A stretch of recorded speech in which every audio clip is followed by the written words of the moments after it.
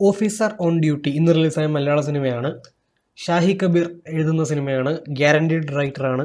Joseph നായാട്ട് ഇലവീഴ Poonchira തുടങ്ങിയ സിനിമകളുടെ റൈറ്ററാണ് അദ്ദേഹം. ജിത്തു അഷ്റഫ് അദ്ദേഹമാണ് ഇതിൻ്റെ സംവിധായകൻ. ഫസ്റ്റ് സിനിമയാണ് അദ്ദേഹത്തിൻ്റെ. നമ്മൾ ആക്ടറായിട്ട് പല സിനിമകളിലും പുള്ളിയെ കണ്ടിട്ടുണ്ട്. നായാട്ടിൽ ഉണ്ടതുപോലെ തന്നെ ഇരട്ടയിലൊരു രസമുള്ള റോൾ ചെയ്തിട്ടുണ്ട്. പിന്നെ മാർട്ടിൻ പ്രക്കാട്ടാണ് ഇതിൻ്റെ പ്രൊഡക്ഷൻ. ഇത്രയും പേരൊക്കെ തന്നെ മതിയല്ലോ സിനിമയ്ക്ക് ടിക്കറ്റ് എടുക്കാൻ. പക്ഷേ എങ്കിൽ പോലും ഇതിൻ്റെ ഫസ്റ്റ് ലുക്ക് പോസ്റ്റർ വന്നപ്പോഴോ അല്ലെങ്കിൽ അണ്ടിൽ ഇതിൻ്റെ ട്രെയിലർ ഇറങ്ങുന്ന വരെ എനിക്ക് ഈ സിനിമയിൽ ഒട്ടും പ്രതീക്ഷ ഇല്ലായിരുന്നു. ഒരു യൂഷ്വൽ പരിപാടി പോലെ തോന്നിയത്. പക്ഷേ ട്രെയിലർ ഭയങ്കരമായിട്ട് ഇഷ്ടപ്പെട്ടു. വേറെ ലെവൽ ഇൻറ്റൻസ്, അതുപോലെ തന്നെ ഭയങ്കര ഹുക്ക് നമ്മളെ ചെയ്യിച്ച ട്രെയിലറായിട്ടാണ് എനിക്ക് ഈ സിനിമയുടെ ട്രെയിലർ തോന്നിയത്.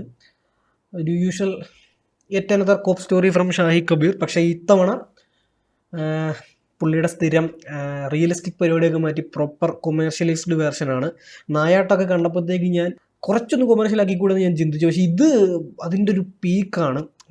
അത് കുറച്ചുകൂടെ ആണ് ഇവിടെ ചിന്തിക്കേണ്ടത്. പക്ഷേ അത് എനിക്കിതിൽ ഏറ്റവും ഇഷ്ടപ്പെട്ട ഫാക്ടർ അത് തന്നെയാണ്. കാരണം ഭയങ്കര ഫാസ്റ്റ് പേസാണ് സിനിമ. ഒരിടത്തും എഴയുന്നില്ല, പക്ക ഫാസ്റ്റ് പേസ്. നമുക്ക് ഇടിക്കണമെന്ന് തോന്നുന്നത് ഇടി കൊടുക്കും. അതുപോലെ തന്നെ ത്രില്ലടിപ്പിക്കേണ്ടത് നല്ല ത്രില്ലിങ്. ലാഗ് എന്ന് പറഞ്ഞ പരിപാടി എനിക്ക് പേഴ്സണലി പടത്തിൽ തോന്നിയില്ല. ഫസ്റ്റ് സീൻ തന്നെ നമുക്ക് കാണുമ്പോൾ അറിയാം ഡയറക്ടർ പണി അറിയാമെന്നുള്ളത്. ഫസ്റ്റ് സിനിമയാണെങ്കിൽ പോലും പുള്ളി തന്നെയാണ് അതിൽ അഭിനയിച്ചിട്ടുള്ളത്.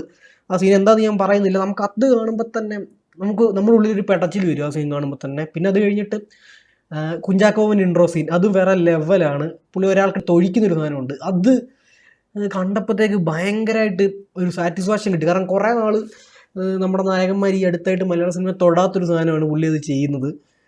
കാരണം അങ്ങനെ ചെയ്യുന്നതുകൊണ്ട് എന്താണ് കുഴപ്പം? അപ്പുറത്തുള്ള ക്യാരക്ടറെ അങ്ങനെ നോക്കിയിട്ട് പോരാ. ഞാനിപ്പോൾ കൂടുതൽ നിങ്ങൾക്ക് സിനിമ കണ്ടവർക്ക് മനസ്സിലാവും, ഞാൻ കൂടുതൽ പറയാത്തതാണ് അതിനെപ്പറ്റി. അപ്പോഴും അതും ഒരു കിക്കായിരുന്നു. പിന്നെ അങ്ങോട്ട് ഫസ്റ്റ് ഹാഫ് ഫുൾ ഗ്രിപ്പിങ്. സിനിമ സെക്കൻഡ് ഹാഫും ഫാസ്റ്റാണ്. പക്ഷേ പ്രശ്നം എന്താണെന്ന് വെച്ചാൽ സെക്കൻഡ് ഹാഫിൽ സിനിമ യൂഷ്വൽ ത്രില്ലർ, പോലീസ് ത്രില്ലറായിപ്പോയി. ഞാൻ പറഞ്ഞില്ലേ, ഒരു കുറച്ച് കൊമേഴ്ഷ്യലൈസ് കുറച്ചുകൂടെ എനിക്ക് ചോദിക്കാൻ തോന്നി. പണി ഹിറ്റായ സിനിമയാണ്, പക്ഷെ എനിക്ക് ഒട്ടും ഇഷ്ടപ്പെട്ടില്ല. അതേ ഒരു പാറ്റേൺ ആണ് സെക്കൻഡ് ഹാഫിൽ എനിക്ക് തോന്നിയത്. ഈ വില്ലൻ ഗ്യാങ് ഒട്ടും ലോജിക്കില്ലാതെ ഇവർക്ക് എവിടെ വേണമെങ്കിലും കയറി ചെന്ന് ആരെയും കൊല്ല, ആരും ഒന്നും ചെയ്യത്തില്ല, അങ്ങനത്തെ ഒരു സാധനമായിപ്പോയി. എഴുത്ത് സെക്കൻഡ് ഹാഫ് ആയപ്പോൾ വീക്കായിപ്പോയി. പിന്നെ ലൂപ്പ് ഹോൾസ് ഒരുപാട്, മെയിൻ പ്ലോട്ടിൽ തന്നെ ലൂപ്പ് ഹോൾസ് ഉണ്ട്.